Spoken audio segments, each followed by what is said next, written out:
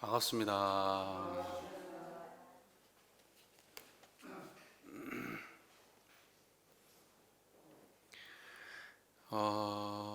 교당 리모델링, 법당 리모델링 하고 처음으로 설교를 하네요, 그죠?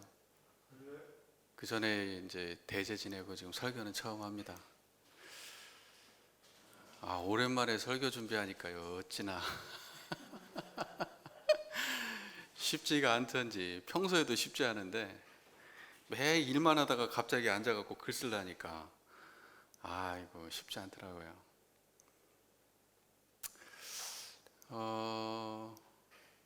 지금 이 새로 이렇게 리모델링한 이 법당에 처음 오신 분도 계시죠? 괜찮아요? 자, 뭐 이 얘기는 더 할 거 없고 공부해야죠. 처음에는 뭐 그런 생각도 했어요. 이렇게 리모델링한 소회를 조금 말씀을 드려야 되나, 그런 생각도 했는데요. 뭐 그냥 보고 괜찮다 싶으면 그냥 그걸로 된 거죠, 그죠? 공부해야죠.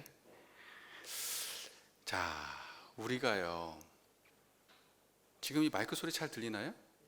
네. 우리가요, 어디서 왔다가 어디로 가는가? 여러분,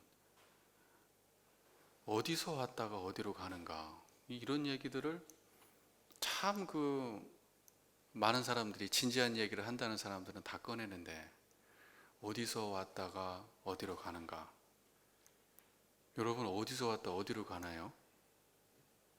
제 얘기 잘 들려요? 그 자리, 거기서 왔다가 어디로 가요? 거기로 가요.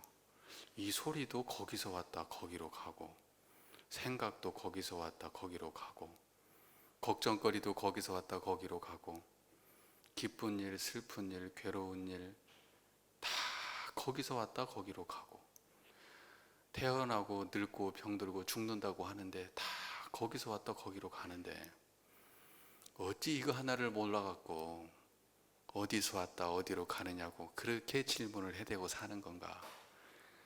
여기 계신 분들은 그냥 환하죠. 이 소리가 어디서 왔어요? 어디로 가요? 그래요. 여러분, 눈 뜰 때 어디에서, 아침에 일어날 때는 어디서 눈 떴어요? 거기서 눈 떴다가 눈 감을 때는 어디로 갈 거예요? 글로 가고. 여러분, 이제 연세들 많으시잖아요. 그럼 갈 때 어디로 간다고요? 겁낼 거 있어요, 없어요? 두려울 거 있어요, 없어요? 걱정할 거 있어요, 없어요?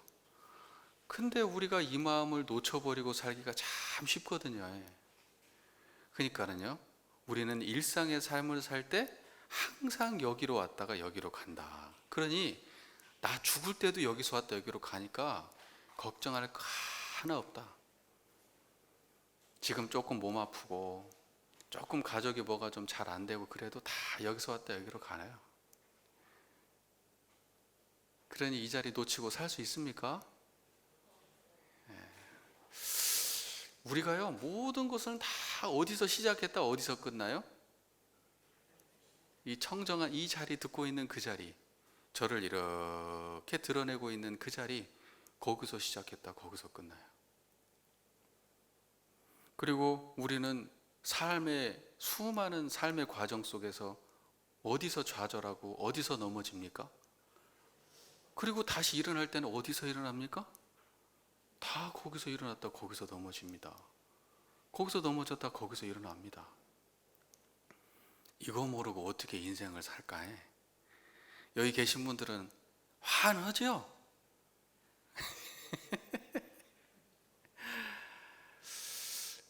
여러분들 한 살에 어디서 사셨죠? 여러분 한 살. 여러분이 살았던 곳이 어디예요? 여러분 어디 광주에 사셨어요? 영광에 사셨어요? 어디 사셨어요? 여러분 어디 사셨습니까? 다 한 살에도 거기 살았고요. 10살에는 10살에도 거기 살고, 20살에는, 30살에는, 40살에는, 다음 생에는 확실해요? 이거 확실해야 됩니다. 우리가 공부한다고 하지만 이거 모르면 뭔 공부를 하겠어요? 인생에 대해서 말하지만 이거 모르고 무슨 인생을 말합니까? 영생을 말하지만 이거 모르고 무슨 영생을 말하고, 종교와 깨달음을 말하지만 이거 모르고 무슨 종교고 깨달음을 말합니까? 신앙하고 수행을 말한다지만 이거 모르고 뭔 신앙이 있고 이거 모르고 무슨 수행이 있어요? 우리는 항상 이 자리뿐입니다. 그게 원불교예요. 여러분들 얼마나 대단한 종교에 오셨습니까? 운 좋죠? 네, 전생에 여러분 다 닦은 거고 대종사님이 다 인연 주신 겁니다. 감사하고 사시게요. 인생을 이렇게 조망해 보면 아무것도 모르던 어린 시절에도 우리는 여기 살았고, 청소년기, 사춘기 시절에 고민 많고 방황 많고 걱정 많고 갈등 많을 때도 여기 있었고, 사회에 나와가지고 어떻게 살아야지 걱정하고 적응하며 살 때도 우리는 여기 살았고, 처음 인연을 만나가지고 가족을 꾸미고 또 새로운 가족이 생기고 또 그 가족들로 인해서 괴롭고 행복하고 즐겁고 고통받을 때도 우리는 항상 이 자리에 있었습니다. 아프고 늙고 병들어 죽어갈 때도 여러분 다음 생에도 항상 이 자리인 거 잊지 마시고 그러고 사시기를 간절히 부탁드립니다. 자, 늙어도 어려도 우리는 항상 이 자리인데, 이 마음을 떠나지 않고 늙은이가 젊은이를 대하고, 이 마음을 떠나지 아니하고 젊은이가 늙은이를 대하는 것, 이 마음을 떠나지 아니하고 자기의 늙고 젊음을 인식하고 사는 것, 이것이 노소의 도입니다. 오늘 저희가 공부할 것은 노소의 도인데, 노소의 도는 결국은 뭐냐? 늙음에도 걸림없고 젊음에도 걸림없는, 오래됐으면 이거보다 오래된 자리가 없고 새로우면 이거보다 새로운 자리가 없는 이 한 자리에 의지해서 마음 쓰고 사는 데에 노소의 도의 근본이 있는 겁니다. 이 말이 잘 이해가 되십니까? 그러면 여러분들께서는 지금 이 마음을 쓰고 계십니까? 노소의 도의 근본인 이 자리를 쓰고 계십니까? 예, 그러면 사실 오늘 공부거리 다 끝난 거나 다름없습니다. 예, 그래도 이렇게 끝낼 수 없죠. 정산종사님의 법문에 의지해서 우리가 또 공부를 해봐야겠죠. 자, 노소는 사람을 나이로 구분하는 하나의 관념이죠. 사람을 뭘로 구분해요? 나이로. 연식이 오래됐냐? 연식이 짧냐? 이거 갖고 구분하는 하나의 관념이 노소라는 겁니다. 노소라고 하는 것은 절대적인 겁니까? 아니면 상대적인 겁니까? 노소라고 하는 것은 상대적인 말이지 절대적인 개념이 아닙니다. 그래서요, 10대가 30대를 보면은요, 노인이에요. 10대가 30대를 보면 노인입니다. 그리고요, 80대가 60대를 보면 어때요? 청년이에요.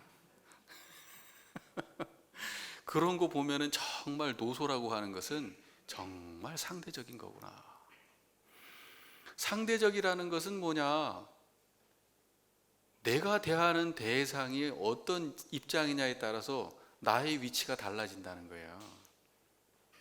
내 입장이 어디에 서냐에 따라서 상대방을 대하는 노소의 입장이 달라진다는 거예요. 그게 상대적인 거라는 거죠. 나이가 많은 사람을 대하면 나는 상대적으로 젊은 사람이 되고, 나이가 어린 사람을 보면 상대적으로 나는 늙은 사람이 됩니다. 제가 어느 순간 아저씨가 돼 있더라고요. 저는 제가 지금도 10대, 20대처럼 느껴지거든요. 사람들이 저보면 아저씨라 그래요. 아저씨. 여기 계신 분들은 할아버지, 할머니죠? 근데 가만히 생각해 보면 마음은 아직도 10대, 20대 아니세요? 청춘 아니에요? 10대나 10대 때, 20대 때하고 지금 뭐 그렇게 대단하게 달라졌습니까?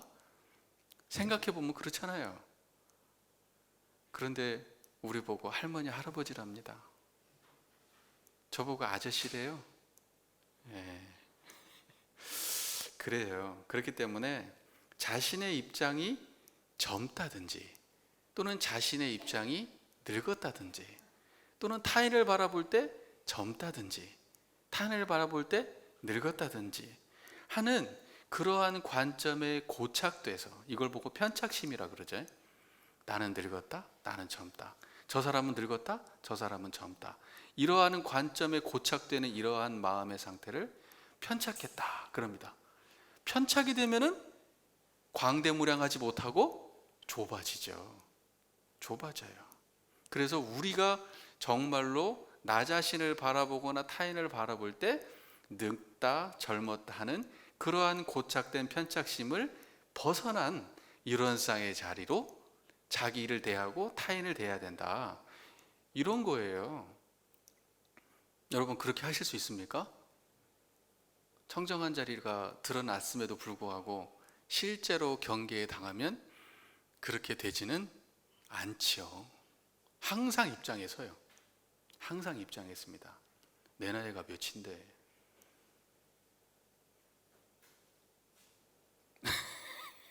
저놈은 나이가 어린 놈인데 나한테?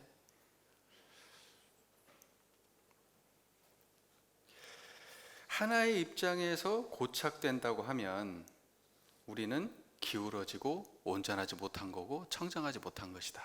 그러니 우리는 항상 기울어지지 않은 자리에서 늙고 젊음을 대해야 된다. 그런 말씀을 드리는 겁니다. 대종사님께서는 정전 사요의 지자본의에서 이런 법문 말씀을 하십니다. 정전에 과거 노소의 차별은 불합리한 차별제도이기 때문에 우리가 이런 불합리한 노소의 차별제도에 끌려서는 안 된다. 이러한 취지의 법문 말씀을 하십니다. 과거만 그런가요? 지금도 그러죠. 과거에는 우리가 그 유가적 가풍에 이런 말이 있었습니다. 장유, 유서. 오륜 중에 하나죠. 장유, 유서. 인간의 윤리가 있는데 나이 많은 사람과 어린 사람은 뭐가 있다? 차별이 있어요. 순서가 있고 차별이 있습니다. 그래서 우리 그동안 살아올 때 항상 어땠습니까? 버스 타면은 누가 먼저요? 최근에 어떤 예능 프로를 봤는데 무서운 데 가가지고 이렇게 체험하는 건데 그때 이제 남자가 레이디 퍼스트라고 여자를 먼저 이렇게 무서운 거 먼저 하라고 이렇게 밀더라고요. 그럴 때는 또 써먹어요.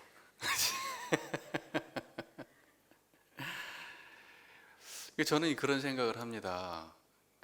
과거부터 우리나라가 굉장히 나이에 대한 그런 관점이 굉장히 굳어져 있잖아요. 그래서 남자들끼리 특히 만나면 뭐부터 따집니까? 나이. 은근슬쩍 나이를 이렇게 해가지고 서열을 먼저 정리를 해야 돼요. 서열 정리가 먼저 안 되면 불편해. 저 사람이 나이가 많은지 적은지 모르고 존댓말을 써야 될지 반말을 써야 될지 이런 걸 알 수가 없기 때문에 항상 만나면 서열 정리를 하죠. 눈에 보이면 뭐 더 말할 거 없지만 안 보이면은. 그렇기 때문에 항상 또 재미있는 일이 발생합니다. 저 사람이 나보다 나이 많은 줄 알고 존대를 했단 말이에요. 그리고 한참 존대를 했는데 나중에 보니까 저 사람이 나보다 나이가 어리네. 그런 웃지 못할 일들이 발생하죠. 우리 사회는.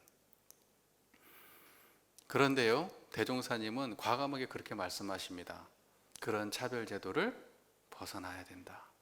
서양 사람들은 버스 타면 누굴 먼저 태웁니까? 어린애들 태웁니다. 어린애를, 약자를. 그러지 나이 많다고 그렇게 하지 않습니다. 우리 어렸을 때 버스 탈 때요, 어린애 앉아 있으면 난리 나죠. 어른들을 양보 안 한다고. 근데 사실 따지고 보면 어른이라고 해도 40대고 50대고 이랬는데도 유치원 다니고 초등학교 다니는 애가 일어나야 돼요.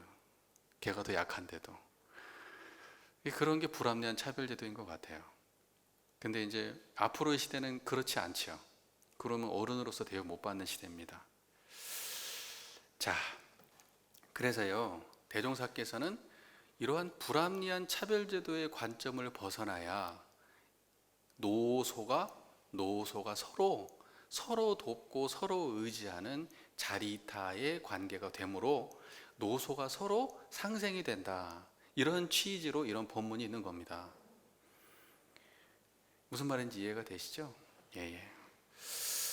자, 우리가요, 이제 나는 늙었다, 타인은 늙었다, 나는 젊다, 타인이 어리다, 이런 식의 관점으로 우리가 고착된다고 하면 우리는 실제 자기를 인식하지 못하고 실제 타인을 인식하지 못하게 됩니다. 나는 사실은 뭐냐면 나이가 60이고 70이고 80이지만 마음은 청춘이야. 또는 10대, 20대가 나이는 10대고 20대지만 마음은 어른이야. 이런 사람들이 있어요, 없어요? 있습니다. 그러면 그런 관점들은 어떻게 포섭할 겁니까? 우리가 하나로 고착된다고 하면 그 사람들 수용이 안 돼요. 저 사람은 나이 먹어서 왜 저렇게 해?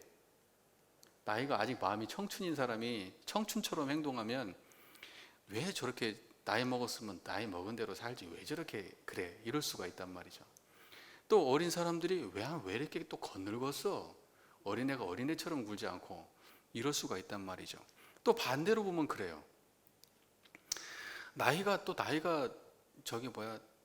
드실 만큼 드셨는데 얼굴에 너무 많은 화장과 너무 많은 칼을 대고 너무 젊은 옷을 입고 다니면 많은 사람들이 또 보기가 안 좋아요. 꼴불견이라고 그래. 자기 나이 모른다고. 그 다음에 젊은 애가 아주 어린 10대가 몰래 숨어갖고 어른 흉내 낸다고 담배 피고 술 마시고 어른들 가는데 놀러 다니고 이런 건 그거 보고 또 좋은 생각 안 나요. 그러니까 우리는 이런 거예요. 내가 나의 위치를 정확하게, 내 나이를 정확하게 인식하는 것도 필요하고요. 내가 80대면 80대로 나 스스로를 받아들이는 그런 태도도 필요하고. 하지만 그것이 꼭 그렇지 않은 사람을 볼 때 시비하는 마음으로부터도 자유로워야 되는 거예요. 무슨 말인지 이해가 되시죠? 그래야 그 사람을 있는 그대로 바라볼 수 있고 나 자신의 욕망도 있는 그대로 바라볼 수가 있습니다. 나이가 아무리 많아도 하고 싶은 거 있으면 하세요. 예쁜 옷 입고 싶으면 입으실 수도 있어야죠. 근데 자기 스스로를 나는 몇 살이다 규정해서 하고 싶은 걸 또 못할 수도 있어요. 지나친 것도 부족하지만 스스로를 그렇게 특정한 사회적 관념에 가두는 그런 모든 행위들은 편착된 겁니다. 우리는 조금 그런 걸로부터 자유로워질 필요가 있어요. 네. 무슨 말인지 제 말 이해되시죠? 나이 많은 사람이 젊어지려고 용쓸 필요도 없고요. 근다고 꼭 그 나이에 맞게 행동해야 된다라고 자기 스스로를 고착할 필요도 없다.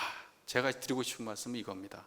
그러니까 그런 거 갖고 자기를 고착하지도 말고 타인을 그런 걸로 규정하지도 마라. 이 말 하고 싶은 거예요.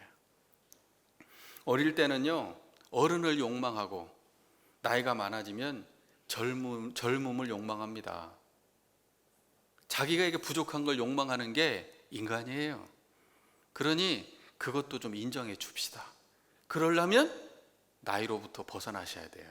그 관념으로부터.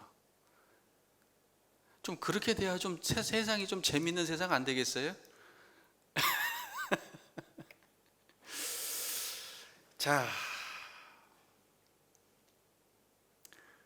우리는 어리든 늙었든 항상 청정한 이 자리입니다. 오래되기로 따지면 이거보다 오래된 거 없고 새 걸로 따지면 이거보다 새 거 없어요. 항상 이 청정한 물건은 언제 생겼는지 알 수 없는 만큼 오래된 거기 때문에 세상에서 제일 오래된 물건이 이 물건이고, 이 자리는 한 눈곱만큼도 시간이 지나도 변함이 없기 때문에 새 걸로 따지면 이게 가장 새 거예요. 그래서 제일 오래되고 제일 센 물건, 이것이 이 물건이거든요. 그 여러분들 여기에 의지하시면 됩니다. 그러면 여러분은 항상 가장 오래된 물건을 가장 오래된 여러분이면서 가장 젊은 여러분이에요. 무슨 말인지 이해되시죠? 가장 오래된 여러분이면서 가장 젊은 여러분, 그걸로 사시기를 부탁드립니다. 제가 지금 말 어렵나요? 아니면 이해가 잘 되게 하고 있나요? 이해가 잘 되게 하고 있습니까? 예.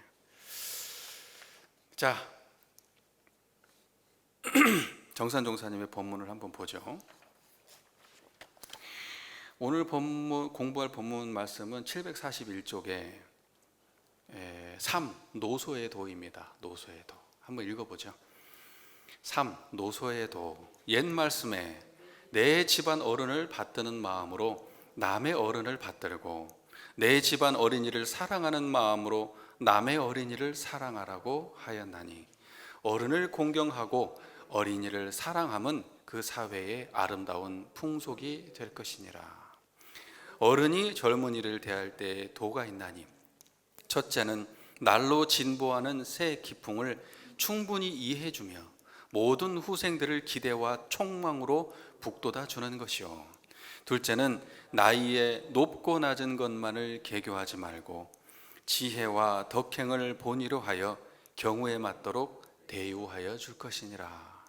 젊은이가 어른을 대할 때에 또한 도가 있나니 첫째는 어른들의 많은 경험과 깊은 생각을 존중해 드리며 신뢰와 공경으로 받들 것이요. 둘째는 자력 없는 노인들에게 동정과 위안을 잊지 말며 힘 미치는 대로 보호하고 봉양하여 드릴 것이니라. 참 원만한 말씀이지요. 이렇게 원만할 수가 없어요. 세상이 이대로 된다 그러면 노소의 갈등은 없을 것 같아요. 그렇잖아요. 노소의 갈등의 문제는 다 여기 들었네. 이거 안에서 생긴 것 같아요. 이대로만 하면 정말 세대 간의 갈등 없을 것 같아요. 한번 읽어보면 더 말할 것도 없지만은 그래도 사족을 좀 붙이겠습니다. 원불교는 잘 아시는 바와 같이 그래서 이 세상을 광대무량한 낙원으로 건설하기 위해서 탄생한 종교입니다. 개교의 동기에 이미 잘 나와 있죠. 원불교 존재 이유가 뭐예요? 파란고의 일체생령을 어디로? 광대무량한 낙원으로. 그때 파란고의 일체생령 중에 두 부류를 두 부류를 찍어서 뭐냐? 늙은이와 젊은이. 늙은이와 젊은이를 다 어디로? 광대무량한 낙원으로. 그게 이제 원불교죠. 개교의 동기 입장에서 바라보면 그렇습니다. 원불교를 신앙하고 수행하는 우리의 관심은 항상 우리 개인이나 가정에만 있지 않아요. 원불교를 신앙하는 사람의 신앙과 수행의 목적은 어디에 있느냐? 개인과 가정의 행복은 물론이거니와 개인과 가정의 낙원은 물론이거니와 더 나아가서 이 세상을 광대무량한 낙원으로 만드는 데 있습니다. 그러니까는 정산종사께서 사회 이러한 그 제목을 붙이시고 거기에 노소의 도에 대해서 말씀하실 때는 노소가 전부 다 광대무량한 낙원으로 인도되기를 바라는 마음으로 하신 말씀이고, 노소는 우리나라에만 존재하는 게 아니고 전 세계 모든 인류에게 존재하는 겁니다. 그러니까 조금 더 확대해서 말씀드리면 전 세계 모든 노소가 다 광대무량한 낙원으로 인도되기를 위하는 바라는 그런 마음으로 해주신 그런 대자대비의 법문이 바로 노소의 도다.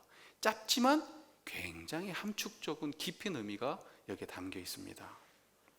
그래서 우리는 항상 이러한 법문을 볼 때 개인이나 자기 가정에만 초점을 맞출 것이 아니라 일체 인류를 초점 맞추는 방향으로 법문을 해석해야 된다. 왜냐하면 그게 원불교가 존재하는 이유니까요.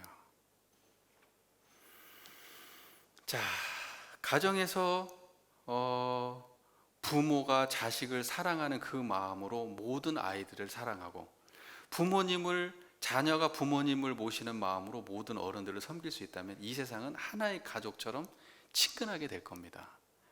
지금 세상을 돌아보면요, 세상은 노소가 서로 이해하지 못하고 갈등하는 모습으로 굉장히 가득합니다.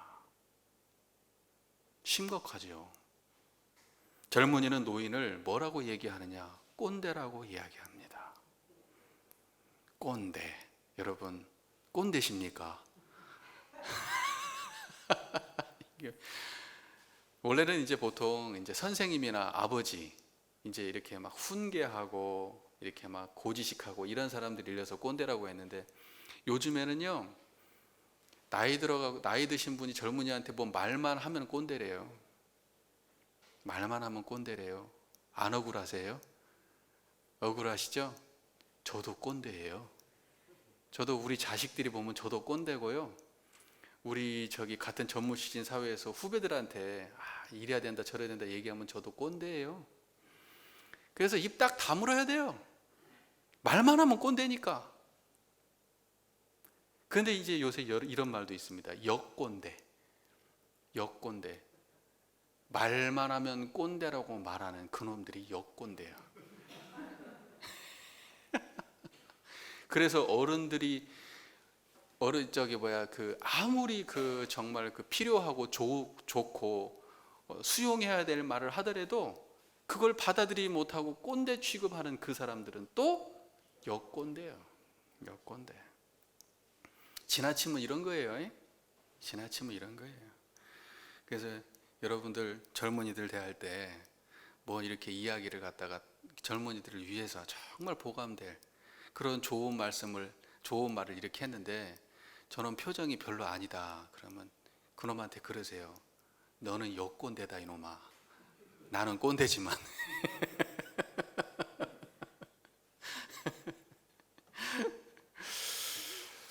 자, 그래서요 세상을 이렇게 보면은 젊은이는 노인을 꼰대 취급하고 노인은 젊은이를 어떻게 무슨 취급합니까? 철부지 취급합니다.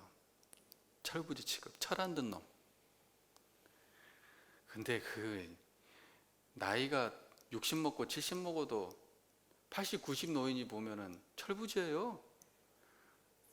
지나고 보면은 당신도 10대, 20대가 있었거든요. 그때 어른들이 자기 철부지 취급하면 기분 나빴을 거거든.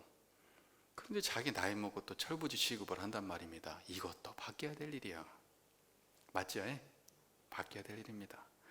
그래서 젊은이는 노인을 꼰대 취급하고 노인은 젊은이를 철부지 취급하는 이러한 사회의 풍토는 바뀌어야 된다. 이거예요.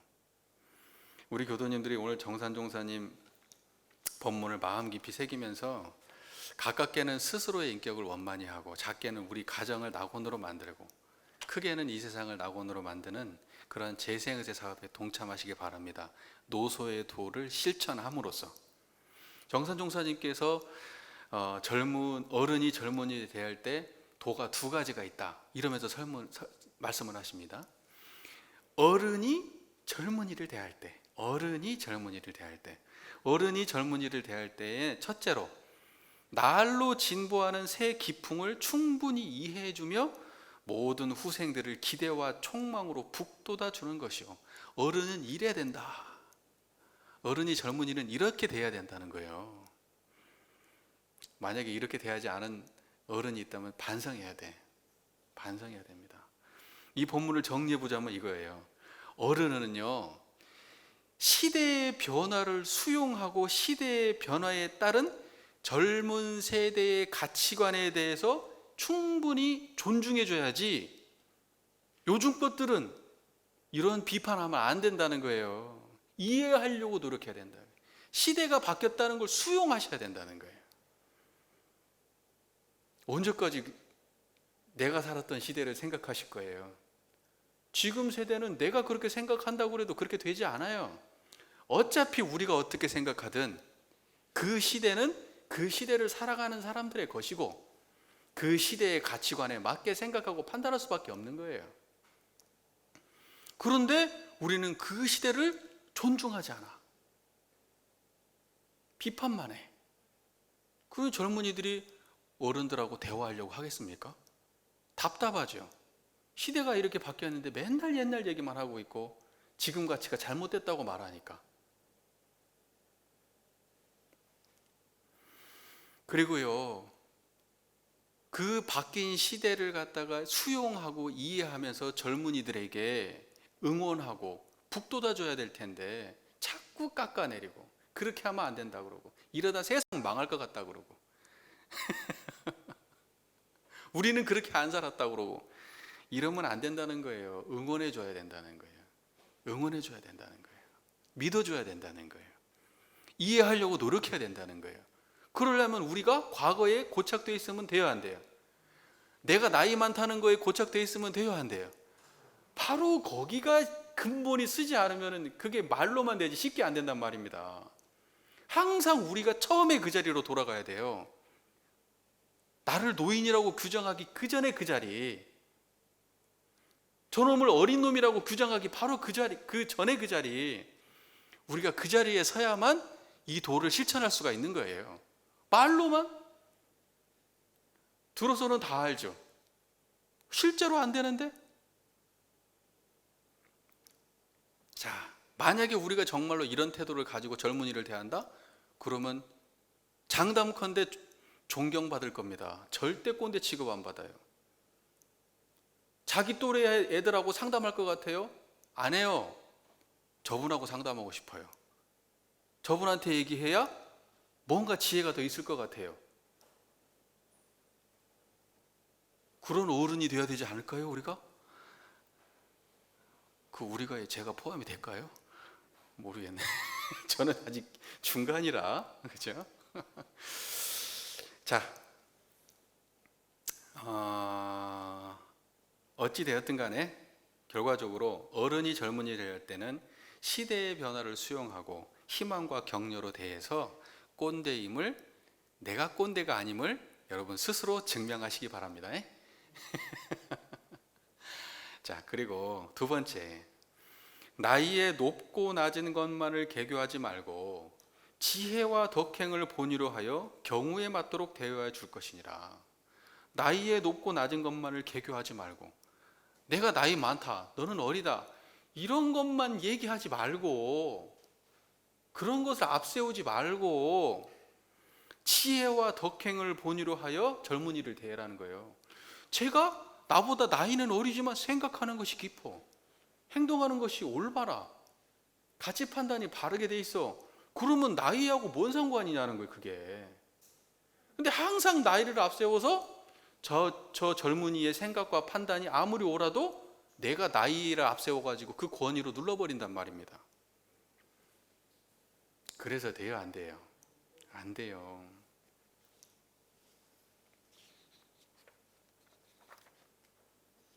우리는 나이가 많고 적음을 떠나서요, 항상 그 사람의 지혜와 덕행을 먼저 보는 안목이 필요합니다. 그러기 위해서는 나의 나이, 저 사람의 나이를 떠나야 돼요.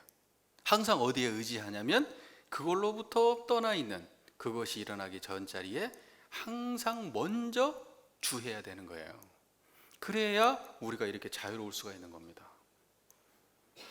그 사람의 지혜와 덕경을 보지 못하고 나이를 앞세운다면 그것은 어른으로서 부족하고 부끄럽고 지혜 없는 모습이에요. 지혜와 덕행이 나이와 관련 있는 것은 아닙니다. 저도 애를 키우지만 아무리 나이가 많아도 초등학생보다 못한 신법을 쓰는 사람도 있고, 아무리 나이가 어려도요, 훌륭한 80대 노인보다 훨씬 더 훌륭한 마음을 쓰는 어린이도 있습니다. 저도 많은 사람을 대해보니까 지혜와 덕행의 문제는 나이하고 큰 관계가 없다, 이걸 많이 느낍니다. 지혜와 덕행의 문제는 나이하고 직접적 관계가 있는 문제가 아닙니다. 경험이, 수많은 경험이 그 사람의 인격에 영향을 미치기도 하고, 또는 그 사람의 인격이 자기의 경험들을 새롭게 그 자기의 경험들을 만들어 가기도 하는 겁니다. 그러니까 인격이 먼저냐 경험이 먼저냐, 경험이 먼저냐 인격이 먼저냐. 노인들은 뭐가 많아요? 일단 경험이 많아요. 그런데 그것과 인격이 꼭 결부됩니까? 그렇지 않아요. 젊은 애들은 경험이 많이 없어요. 그런데 경험이 없다고 인격이 부족합니까? 그렇지도 않아요. 자기가 아는 자기의 경험이 얼마나 많고 적든지 간에 인격이 훌륭한 사람은 자기의 경험이 작아도 그 안에서 훌륭한 판단을 하고 인격이 부족한 사람은 경험이 많으면 많을수록 그 경험을 안 좋게 씁니다. 그래서 근본은 경험이 아니에요. 그것을 쓰는 태도에 있는 겁니다. 마음가짐에 있는 거예요. 타인을 위하는 마음인가? 모두를 위하는 마음인가? 이기적인 마음인가?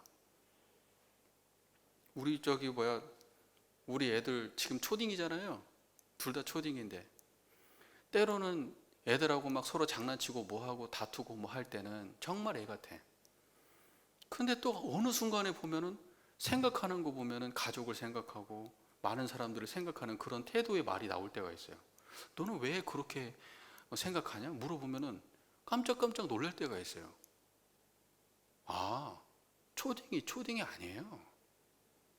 우리 애가 그렇다는 게 아니라 젊은 애들이 다 그래요. 나이 어리고 늙다고 해서 관계 있는 거 아니더라고요. 그래서요, 제가 하고 싶은 말은 그겁니다. 경험이 부족해도 부족한 경험 안에서 지혜로운 사람이 있는가 하면 경험이 아무리 많아도 그 많은 경험을 오히려 지혜롭지 못하게 사용하는 사람도 있습니다. 그러니까 자기가 어른이라면 경험을 무시할 것도 아니지만 경험만을 앞세울 것도 아니라는 말씀을 드리고 싶은 거예요. 그래야 꼰대 소리 안 듣는 겁니다.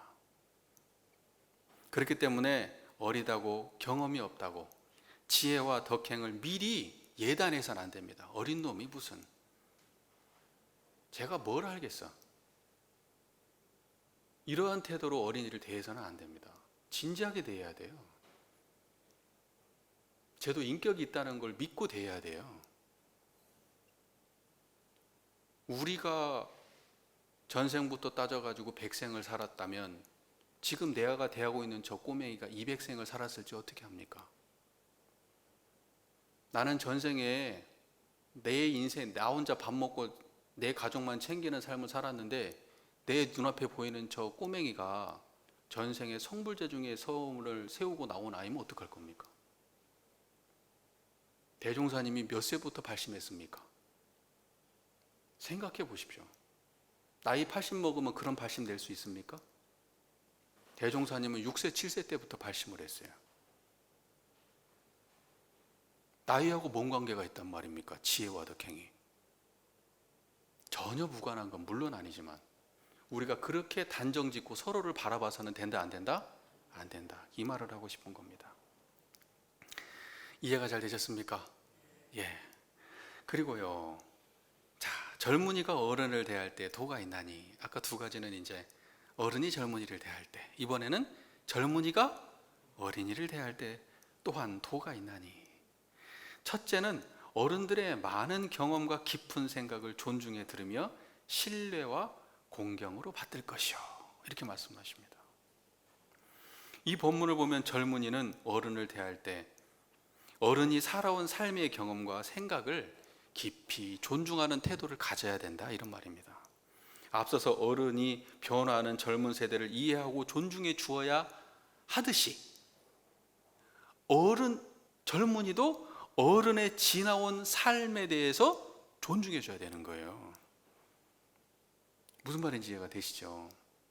그래서 어른이 젊은이를 바라보는 그 마음으로 젊은이도 어른을 바라봐야 된다는 거예요. 그러니까 어른 세대를, 젊은이가 어른이 젊은 세대를 이해하려고 노력하듯이 젊은 세대 또한 어른 세대를 이해하려고 노력하는 태도가 필요하다는 겁니다. 그래서 존중하고 배려해야 되는 거예요. 어른들에 대해서.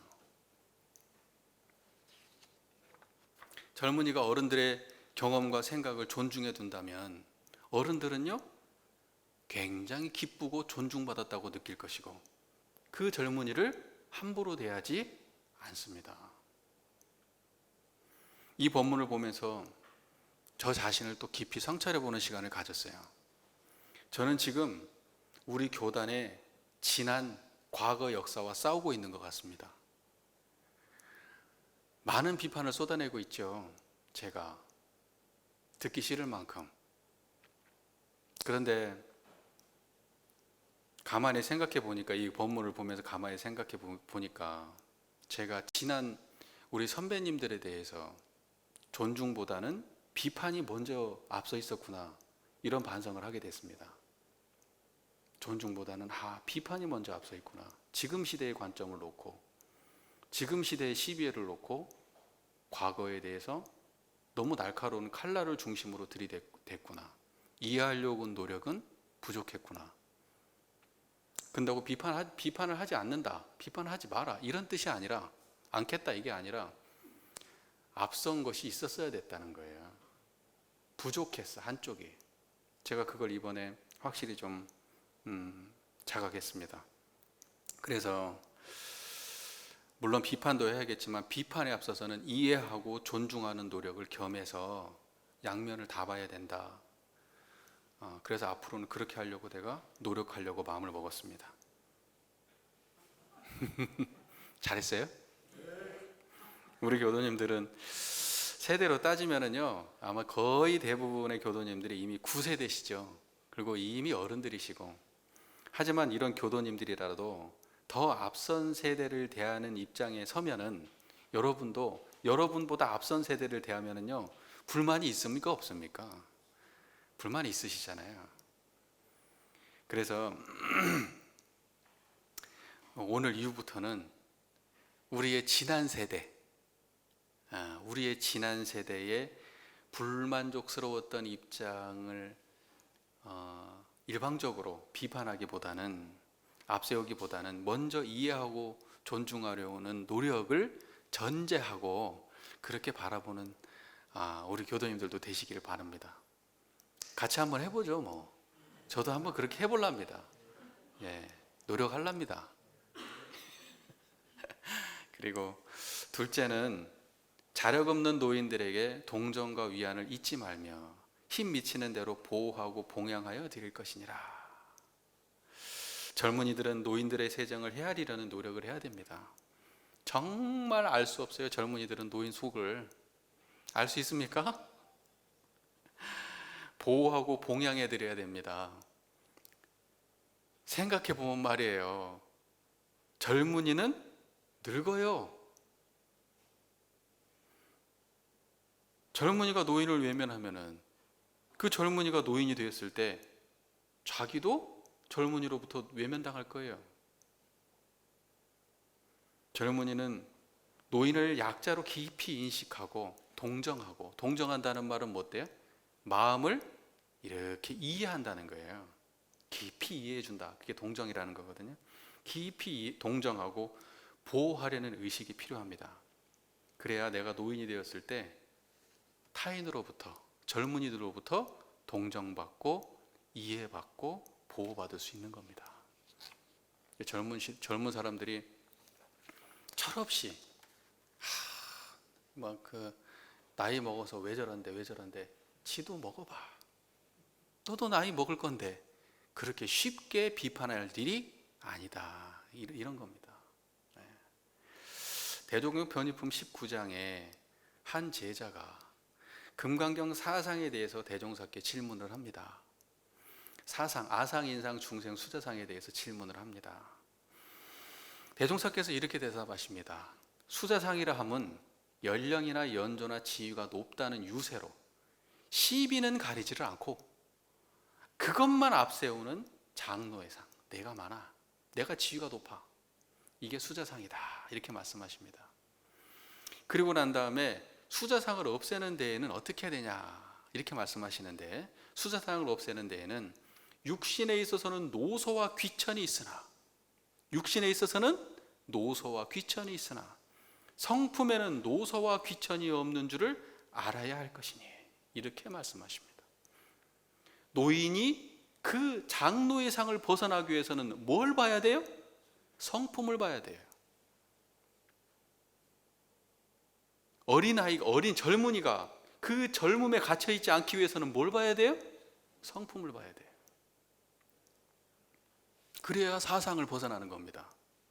그래야 노소의 도를 지키는 거고, 그래야 광대무량한 낙원세상 오는 거예요. 지금 청정한 이 자리 한번 보십시오. 저처럼 보세요. 제가 드러난 그 자리가 그렇게 청정합니다. 노소의 도가 이미 온전한 자리입니다. 그 자리에 노소가 없어요.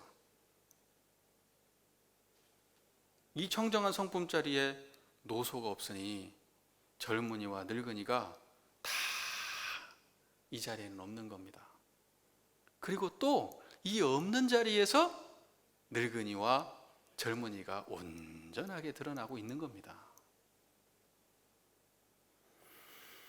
자, 그래서요, 청정한 이 성품인 이론상에 의지해서 마음을 낸다면 우리가 노소가 원만히 자리타로 공존할 수 있다, 이렇게 생각합니다. 자기를 볼 때도 이렇게 청정히 보시고, 자기 스스로를 볼 때도, 타인을 볼 때도 이렇게 청정한 마음으로 보시기 바랍니다. 우리가 사는 이 세상은 이미 노소가 공존하고 있습니다. 그러니 이왕이면 상생으로 공존해야 되지 않겠습니까? 그렇죠? 누구나 어렸었고 또 누구나 늙어갑니다. 젊은이는 노인을 보면서 자기의 미래를 생각해야 하고, 노인은 젊은이를 보면서 자신의 과거를 생각해야 합니다. 노인과 젊은이가 서로가 서로를 이해하고 존중하는 자리타의 길을 가는 것이 노소의 도가 실천되는 길이라고 생각합니다. 경청해 주셔서 감사합니다.